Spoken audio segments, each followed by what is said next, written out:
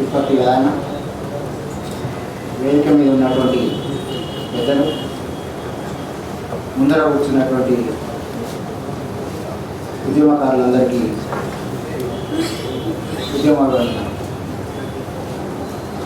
రాచకొండ విశ్వనాథ శాస్త్రి గారు స్పార్టకస్ నవలకు ముందు మాట రాస్తూ ఒకానొక పద్ధతిలో రాక్షసి పోగులే రత్నాలు అవుతాయని, అట్లా ప్రజలను రత్నాలుగా తీర్చిదిద్దినటువంటి అమోఘమైనటువంటి పోరాటాలు ఈ తెలంగాణ గడ్డ మీద. ఈ తెలంగాణ గడ్డ భారతదేశంలో ఎవరికీ తీసుకున్నటువంటి చైతన్యవంతమైనటువంటి మహత్తరమైనటువంటి పోరాటాన్ని నిర్వహించింది. ప్రపంచంలో మనం ఎప్పుడు ఫ్రాన్స్ పోరాటం గురించి చెప్పుకుంటా ఉన్నాం. బాస్లే జైలును పత్రం చేసి జూలై 14 నాడు వారు సామాన్యమైనటువంటి ప్రజలు మొట్టమొదటిసారిగా దేశంలో రాజులు ప్రభువులు మాత్రమే అధికారంలోకి వచ్చినటువంటి 100 సంవత్సరాల చరిత్రను రద్దు చేసి మొట్టమొదటిసారిగా సామాన్యులు అధికారంలోకి రావడం జరిగింది. ఈ తెలంగాణ పోరాటం కూడా మొట్టమొదటిసారిగా దోపిడీదారులకు వ్యతిరేకంగా, పెత్తందారులకు వ్యతిరేకంగా, అన్యాయానికి అక్రమానికి వ్యతిరేకంగా సమ్మక్క సారక్క దగ్గర నుండి, చాకలి ఐలమ్మ, దొడ్డి కొమరయ్య దగ్గర నుండి నిన్న రాక మొన్న అమరత్వం పొందినటువంటి తెలంగాణ ఉద్యమకారుల వరకు ఉన్నతమైనటువంటి పోరాటాలు నిర్వహించింది. దాంట్లో పోరాట రూపాలను ప్రపంచంలో ఇంతవరకు ఎవరు ఎన్నుకున్నటువంటి పోరాట రూపాలను ఈ తెలంగాణ ప్రపంచానికి ఈ మలిదశ ఉద్యమంలో ఒకట పరిచయం చేసింది. మేము ఎప్పుడో మంచిర్యాల నుండి కేసీఆర్ గారు నిరాహార దీక్ష కూర్చున్న తర్వాత హైదరాబాద్కు వస్తున్నటువంటి క్రమంలో కూడా రోడ్డు మీద వస్తుంటే చిన్న పిల్లవాడు తన గొర్రెల మందని తీసుకొచ్చి రోడ్డు మీద పెట్టి జై తెలంగాణ అంటున్నాడు. అంతకుముందు జరిగిన పోరాటాలలో మీకు ఈ తరహా ధర్నా జరిగినటువంటి కార్యక్రమం లేదు. ఉస్మానియా యూనివర్సిటీ క్యాంపస్లోకి వస్తూ ఉంటే తార్నాక నుండి సార్ని కలిసి మేము వస్తూ ఉంటే పాత రేకుల సామాన్ల సంఘం అని చెప్పి ఫ్లెక్సీ పెట్టుకుని ఒక 10 మంది ఊరేగింపుగా వస్తూ ఉన్నారు. ఈ రకమైనటువంటి చైతన్యం కూడా మీకు ప్రపంచ పోరాటాలలో కనబడింది. అందుకోసం ఇది తిరుగుబాటులు నేర్చుకున్నటువంటి గడ్డ. ఈ తెలంగాణకు ఒక రోషం ఉంది. అందుకే రవిశాస్త్రి గారు చెప్పినట్టు ఇక్కడి రాక్షసి లోపలే రత్నాలుగా మారి మహోద్యమైనటువంటి పోరాటాన్ని సృష్టించింది. ఇది రేపటి ఉద్యమాలకు దిక్సూచిగా ఉంటుందనడంలో ఎటువంటి అతిశక్తి లేదు. అయితే ఆ దిక్సూచిగా మారడంలో కూడా తెలంగాణ విద్యావంతుల వేదిక ఉన్నందుకు మనం అంతా గర్వించాల్సినటువంటి విషయం. ఏం చేసింది తెలంగాణ విద్యావంతుల వేదిక? 2009 వరకు తెలంగాణ విద్యావంతుల వేదిక గురించి చూసిన వాళ్ళు చాలా తక్కువ. కానీ 2009 నుండి ఉద్యమం ఉవ్వెత్తున లేస్తూ ఉంటే జేఏసీ ఏర్పడ్డ తర్వాత మొత్తం 10 జిల్లాలో ఉన్నటువంటి జేఏసీకి, అదేవిధంగా రాష్ట్ర నాయకత్వానికి కూడా విద్యావంతుల వేదికలో ఉన్నటువంటి అధ్యక్షుడే కోదండరాం సారే జేఏసీ అధ్యక్షుడుగా మారినటువంటి విషయం. 10 జిల్లాలలో ఉన్నటువంటి విద్యావంతుల వేదిక నాయకులే జేఏసీకి జిల్లాలలో నాయకత్వం ఇచ్చినటువంటి విషయం. అదేవిధంగా అణచివేతకు వ్యతిరేకంగా, అదేవిధంగా సమాజంలో ప్రస్తుతం జరుగుతున్నటువంటి దోపిడీకి వ్యతిరేకంగా, పీడనకు వ్యతిరేకంగా దాదాపు 20-30 పుస్తకాలను ప్రచురించినటువంటి విషయం. ఉస్మానియా యూనివర్సిటీ ఆడిటోరియంలో కూడా ప్రఖ్యాతమైనటువంటి దేశంలో పేరెన్నికైనటువంటి వి హనుమంతరావు లాంటి వాళ్ళని తీసుకొచ్చి అక్కడ సెమినార్ నిర్వహించినటువంటి విషయం. వరవరరావు గారు, చుక్కారామయ్య గారు, మాడపు శ్రీధర్ గారు, దిలీప్ గారు, సత్యనారాయణ గారు, ఈ విధంగా ఈ దేశంలో, ఈ రాష్ట్రంలో, ఈ ప్రాంతంలో పేరెన్నికైనటువంటి మేధావులను అందరినీ కూడా తెలంగాణ విద్యావంతుల వైపు చూసే విధంగా ఇది తనకు తాను రూపుమార్చుకున్నది. తనకు తాను ఈరోజు నాయకత్వ స్థానంలో ఉన్నది. అయితే ఈరోజు ఏం కోరుకున్నది తెలంగాణ ప్రజలు? మొట్టమొదటి పెట్రోల్ పోసుకొని చనిపోయినటువంటి శ్రీకాంతాచారి దగ్గర నుండి మొదలుపెడితే నిన్న మొన్నటి వరకు ప్రాణార్పణ చేసినటువంటి వాళ్ళు ఏ తెలంగాణ కావాలని కోరుకున్నారు. ఈ తెలంగాణ లేదా ఎన్టీ రామారావు గారు ప్రాంతీయ పార్టీలు పెట్టిన తర్వాత ఉవ్వెత్తున దేశవ్యాప్తంగా ప్రాంతీయ పార్టీలు వచ్చినాయి. ఆ ప్రాంతాన్ని బాగు చేస్తామని చెప్పి ప్రాంతీయ పార్టీలు వచ్చినాయి. కానీ తెలుగుదేశం పార్టీ అధికారంలోకి వచ్చిన తర్వాత ఈ ప్రాంతాన్ని ఏమి బాగు చేయలేదు కాగా మొత్తం దోపిడీ విశృంఖలంగా పెరిగింది. ఆంధ్ర వాళ్ళు ఈ తెలంగాణ చుట్టూ 56 తర్వాత బాస్లే జైలు నిర్మాణం చేస్తే దానికి కాపలా కాసింది తెలంగాణ వాళ్ళు అనేటువంటి విషయాన్ని మనం మర్చిపోవాలి.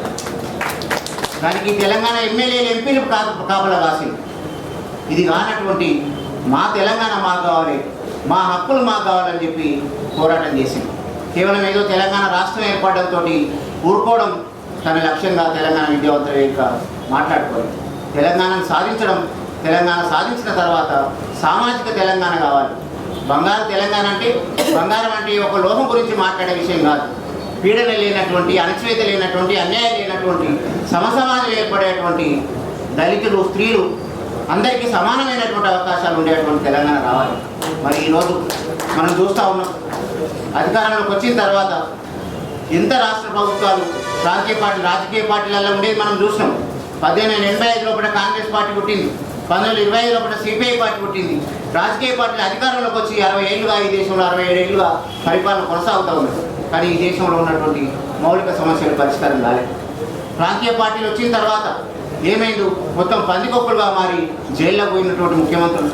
తమిళనాడు ప్రాంతీయ పార్టీ డిఎంకే జైల్లో పోయినటువంటి వాళ్ళు, ఒరిస్సాలో ఒకటి జైల్లో పోయినటువంటి వాళ్ళు, బీజేపీ తరఫున అక్కడ బెంగళూరులో, కర్ణాటకలో ఒకటి వస్తే జైలు పోయినటువంటి వాళ్ళు, అంతుల పేరుతోటి మహారాష్ట్రలో జైలు పోయినటువంటి వాళ్ళు, ఏ రాజకీయ పార్టీ చూసినా కూడా అవినీతితో కంపుకొడుతున్నటువంటి పరిస్థితి.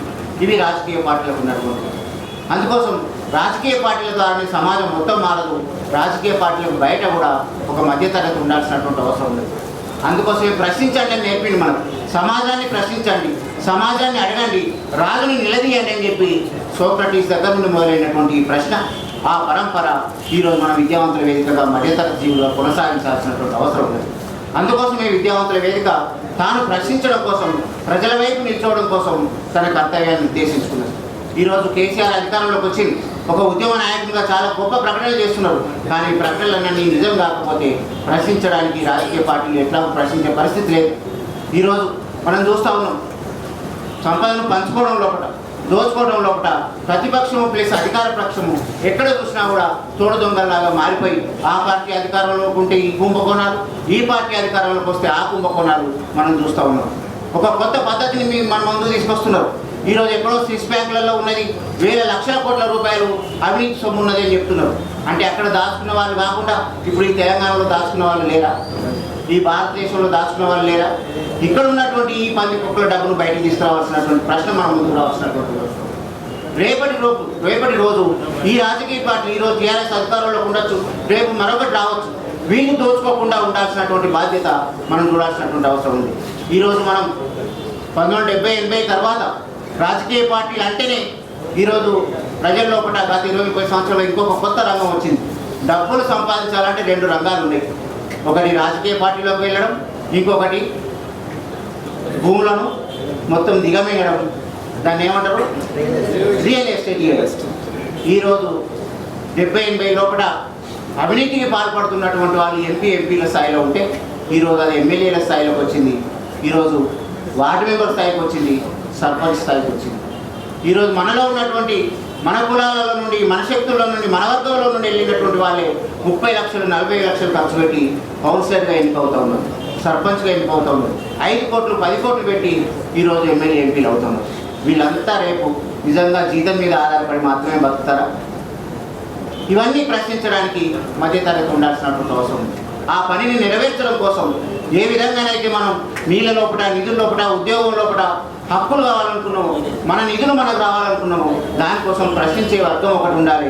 అది మనకు సోక్రటీస్ దగ్గర నుండి మొదలు పెడితే, అమెరికా లోపల జార్జ్ వాషింగ్టన్ దగ్గర నుండి మొదలు పెడితే, అదేవిధంగా ఫ్రాన్స్ లోపల రూసో దగ్గర నుండి మొదలు పెట్టి ప్రశ్నించేటువంటి వర్గం ఒకటి డెవలప్ అయింది. వాళ్ళు నిర్ణయించినటువంటి, వాళ్ళు సూచించినటువంటి బాధ్యతే ఈరోజు మధ్యతరగతి నిర్వహించాల్సింది. ఆ మధ్యతరగతి అంటేనే విద్యావంతుల వేదిక.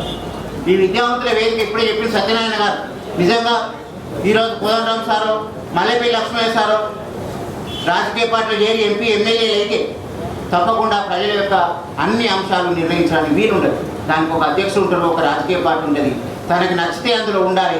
రాజకీయ పార్టీలో నాయకుడు చెప్పినట్టు రాజకీయ పార్టీలో ఈరోజు ప్రజాస్వామ్యం అనేది లేదు. ఏం తయారైందా? స్టాండ్ అంటే స్టాండ్, సిట్ అంటే సిట్టు. కొన్ని పార్టీలలో సిట్టు కూడా లేదు, మొత్తం స్టాండే. కాబట్టి అక్కడ పోయి ఏమి చేయలేదు. ఒక మనిషికి గౌరవం దక్కాలంటే ఈరోజు ఒక మినిస్టర్కు ఉన్నటువంటి గౌరవం కన్నా మన మల్లెపల్లి లక్ష్మణకు, మన కోదండరామ్ సార్కు 1000 రెట్లు ఎక్కువ గౌరవం వచ్చింది. ఈరోజు మినిస్టర్ అంటే, ఎమ్మెల్యే, ఎంపీలు అంటే గౌరవమైనటువంటి పదం వాడేటువంటి పరిస్థితి లేదు. ఎమ్మెల్యే కాడా అంటున్నాడు. ఇది మధ్యతరగతిలో ఉన్నటువంటి ఈ ప్రజల వైపు నిలుచున్నటువంటి ఆ గౌరవం లేదు. అందుకోసం పోరాటంలో ప్రారంభించినటువంటి వాళ్ళు, పోరాటంలో తమ జీవితాన్ని త్యాగం చేసినటువంటి వాళ్ళను నిత్యం ప్రజలు గుర్తుపెట్టుకున్నారు. అందుకే ప్రపంచ చరిత్రలో ఎప్పుడు కూడా రాజును మర్చిపోయిండు, కానీ ప్రజల వైపు నిల్చొని చిన్న ఒక పాట రాసినటువంటి కవిని, కళాకారుని గుర్తుంచుకున్నారు అన్నటువంటి విషయాన్ని మనం గుర్తుపెట్టుకోవాలి. అందుకోసం రాజు ఒక్కడు మాత్రమే ఈ దేశాన్ని ఎప్పుడు మార్చలేదు. రాజుల కాలంలో కూడా ప్రజల వైపు నిల్చున్నటువంటి వాళ్ళు ఉన్నారు. బ్రిటిష్ సామ్రాజ్యానికి వ్యతిరేకంగా ఇదే దేశంలో పోరాటం చేసినటువంటి వీరపాండే కట్టెబ్రహ్మణ ఆఖరి తన ప్రాణాన్ని ఇచ్చింది. అదేవిధంగా ఆధునిక ప్రభుత్వాలు వచ్చిన తర్వాత తమ దోపిడీ కొనసాగుతున్నటువంటి క్రమంలో తమ దేశాన్ని ఇతర దేశంలో మొత్తం తీసుకుపోతున్నటువంటి క్రమంలో మంత్రిగా ఉండి కూడా ప్రాణం త్యాగం చేసినటువంటి వాడు, ఉరిదీయబడ్డటువంటి వాడు కెన్ సారో వివో అని చెప్పి మనం నైజీరియాలో కనబడుతున్నాం. మరి మన దేశంలో, మన రాష్ట్రంలో కెన్ సారో వివాలు మనకు కనబడే పరిస్థితి లేదు.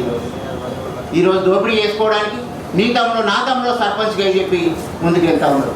ఈ సమస్యలు మాత్రమే కాదు, భారతదేశంలో ఉన్నటువంటి ఇంకా చాలా సమస్యలు కూడా తెలంగాణలో ఉన్నాయి. ఈ కులాలు, ఈ మతాలు, ఈ సామాజికమైనటువంటి తెలంగాణకు సాధించకుండా స్త్రీల పట్ల భర్తలది, అన్నలది, మిగతా వాళ్ళ యొక్క ఆధిపత్యం పోకుండా నిన్న కాక మొన్న ఛత్తీస్గఢ్లో కుటుంబ నియంత్రణ ఆపరేషన్ చేస్తే 20-30 మంది చనిపోయినటువంటి సంగతి ఉంది. ఆ ఆధిపత్యానికి దళిత రచయిత అయినటువంటి జూబాకు సుభద్ర ఒక మాట అన్నది. ఇవన్నీ మనం ఆలోచించాల్సినటువంటి విషయాలు. మధ్యతరగతి ఆలోచించాల్సిన మొగగొట్టాలకు కత్తెరలు వేయండి అని చెప్పాను. ఈరోజు పిల్లలు కాకుండా ఆపరేషన్ అంటే 99% ఆడవాళ్ళకే ఆపరేషన్. మగవాళ్ళ వేసెక్టమీ అనేది ఆపరేషనే కాదు, కానీ ఎంత శాతం వేసెక్టమీ ఆపరేషన్ అవుతుంది. ఈ ఆధిపత్యానికి వ్యతిరేకంగా, ఈ కుల మతాలకు దూరంగా ఈ తెలంగాణ నిర్మించాల్సినటువంటి అవసరం ఉంది. భారతదేశంలో కేవలం 5 రాష్ట్రాలలో మాత్రమే అపారమైనటువంటి సంపద ఉన్నది. ఛత్తీస్గఢ్, మహారాష్ట్ర, అదేవిధంగా మధ్యప్రదేశ్, తెలంగాణ. ఈ బొగ్గు, ఇక్కడ ఉన్నటువంటి బొగ్గు నీకు భారతదేశంలో ఇక్కడ ఉన్నటువంటి మంచి గ్రేడ్ బొగ్గు ఎక్కడా లేదు. 1,16,000 మంది కార్మికులు పనిచేసినటువంటి సింగరేణి లోపల ఒకప్పుడు 10-20 మిలియన్ టన్నుల ఉత్పత్తి మాత్రమే సంవత్సరాలు. ఈరోజు 55 మిలియన్ టన్నుల ఉత్పత్తి జరుగుతూ ఉంది. ఉత్పత్తి 4-5 రెట్లు పెరిగింది. 1,16,000 మంది నుండి ఈరోజు కార్మికుల సంఖ్య 60,000కు కుదించబడింది. నిజానికి ఈ ఉత్పత్తితోటి ఆ రోజు పోల్చుకున్నటువంటి విషయానికి అయితే దాదాపు 4 లక్షల మందికి ఉద్యోగాలు రావాలి. కానీ ఈరోజు కార్పొరేట్లకు సంపదనంతా కట్టబెట్టి 30-40 సంవత్సరాలలో 100 కోట్లు సంపాదించినటువంటి టాటా బిర్లాల ఆస్తి 1990 తర్వాత ఇప్పటి వరకు కేవలం 20 సంవత్సరాలలో రిలయన్స్ ఆస్తి 1,00,000 కోట్లకు పెరిగింది. ఎవరి సంపద ఇది? ఎవరి శ్రమ నుండి వచ్చింది? ఈరోజు ఈ దేశంలో నిరుద్యోగం ఎందుకు తాండవిస్తాము? దేశం అంటే మట్టి కాదు, దేశం అంటే మనుషులే అన్నారు. ఈ దేశంలో ప్రజలకు తిండి పెట్టాలి, కానీ ఇప్పుడు దేశంలో కార్పొరేట్లను తీసుకొచ్చి ఓపెన్ కాస్ట్ల పేరుతోటి, అదేవిధంగా మిషన్లను తీసుకొచ్చి వాటికి తిండి పెడతా ఉన్నారు. ఈ దేశంలో మెకనైజేషన్ మనిషి యొక్క శ్రమను తగ్గించడానికి ఉండాలి తప్ప మనిషి యొక్క ఉపాధి నాశనం కావడానికి ఉండకూడదు విషయం. ఒక్క మహబూబ్నగర్ జిల్లాలోని 14 లక్షల మంది వలసపోతూ ఉన్నారు. బయటి ప్రాంతం చూడడానికి పిక్నిక్ లాగనో సమ్మక్క దగ్గరకో సారక్క దగ్గరకు పోవాలి, కానీ పిల్లల్ని వదిలిపెట్టి గోరెట్ ఎంతన్నా రాసినట్టు సంవత్సరానికి ఒకసారి సున్నాలు వేసుకుంటారు, ఏదో చచ్చిపోయినప్పుడు చూడడానికి వచ్చినట్టు వస్తారు.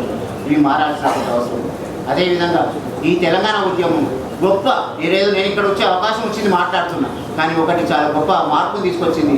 తెలంగాణలో ఉన్నటువంటి 3 ఏళ్ల పిల్లల దగ్గర నుండి చనిపోయేటువంటి వాళ్ళకి ఈ 4 సంవత్సరాల్లో జరిగినటువంటి మహోద్యమంలో ప్రతి ఒక్కరిని ఒక స్పీకర్ని చేసింది.